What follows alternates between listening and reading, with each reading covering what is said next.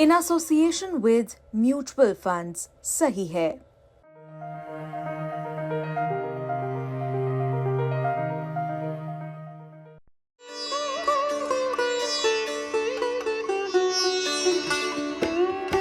साधु संतों का ये जत्था अपने अस्त्र शस्त्रों लाव लश्कर के साथ महाकुंभ से निकल रहा है। तन पर भस्म और भगवा लगाए आगे की तरफ प्रस्थान करते ये साधु संत अब महाकुंभ से जा रहे हैं। हर हर महादेव के जय घोष के साथ इन संतों की अब महाकुंभ से विदाई हो रही है। संगम की रेती पर लगे महाकुंभ मेले की रौनक रहे ये साधु संत अब तीसरे अमृत स्नान के बाद विदा होने लगे हैं। कहाँ जा रहे हैं ये संत, क्यों जा रहे हैं ये संत, चलिए ये भी आपको बता देते हैं। दरअसल महाकुंभ में 3 बड़े पवित्र स्नान पूर्ण हो चुके हैं और अब इसके बाद नागा सन्यासी और शैव अखाड़े अब महाकुंभ से प्रस्थान करके काशी की तरफ जा रहे हैं। एक दूसरे के गले मिलते हुए अर्धकुंभ में मिलने का वादा करके सभी संत महंत नागा सन्यासी अब काशी को पधारने लगे हैं।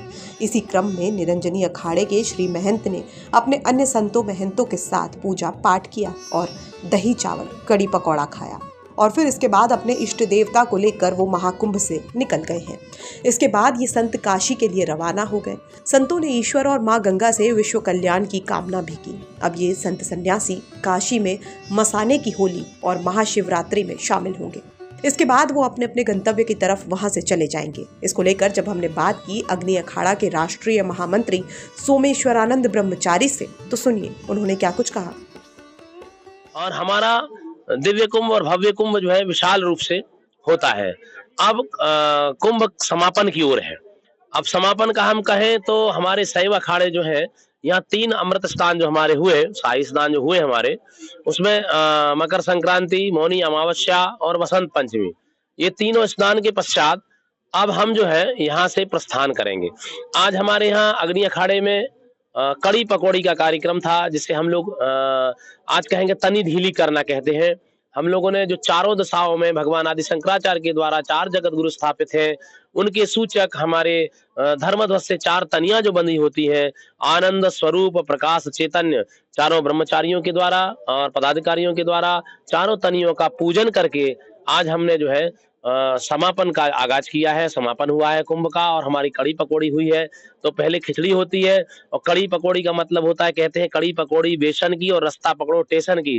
तो अब सारे महात्मा अपने अपने गंतव्य की ओर जाते हैं, लेकिन हमारी जो परंपरा है, प्रयागराज कुंभ के बाद हम लोग काशी में निवास करते हैं। माँ गंगा के से यहाँ से जाकर हम लोग बाबा विश्वनाथ की गोद में जो है काशी में शिवरात्रि पर्व मनाएंगे और होली मनाएंगे, धुलेटी होगी, रंग पंचमी तक महात्मा वहां रहेंगे, होली खेल के फिर अपने अपने स्थान जाते हैं। तो माँ गंगा से भी प्रार्थना की, माँ गंगा से हम लोगों ने प्रार्थना की कि हे भगवती, हे माँ गंगे, आपकी गोद में जितनी जनता जनार्दन आए, साधु महात्मा आए, अखाड़े आए, आपकी कृपा से सब कुछ निर्विघ्न संपन्न हुआ। लेकिन जो कुछ थोड़ा बहुत घटित अघटित जो घटनाएं घटी है, वो दैविक आपदा समझिए, दैविक कृपा समझिए, जो प्रभु की इच्छा थी वो हुआ। उन सब चीजों का अगर कुछ घटित घटना घटी, उसका हम सबको दुख है, लेकिन फिर भी माँ भगवती से और माँ गंगा से हम प्रार्थना करते हैं, जब हम पुनः आपकी शरण में आए तो वो कुंभ हमारा इससे भी दिव्य हो और भव्य हो और विशाल हो, और जब भी हम कुंभ में आएंगे तो एक अलग रूप में आए। माँ भगवती की गोद में हम सदैव ऐसे ही सब जनता जनार्दन प्रसन्न रहे। तो अब महाकुंभ से शैव अखाड़ों का प्रस्थान शुरू हो चुका है। वो काशी पहुंचने लगे हैं। अब शिवरात्रि तक वो यहीं रहकर होली मनाएंगे। इसके बाद वो अपने अपने स्थानों पर निकल जाएंगे और फिर अर्धकुंभ में दोबारा इन साधु संतों की मुलाकात होगी। प्रयागराज से पंकज श्रीवास्तव की रिपोर्ट, यूपी तक।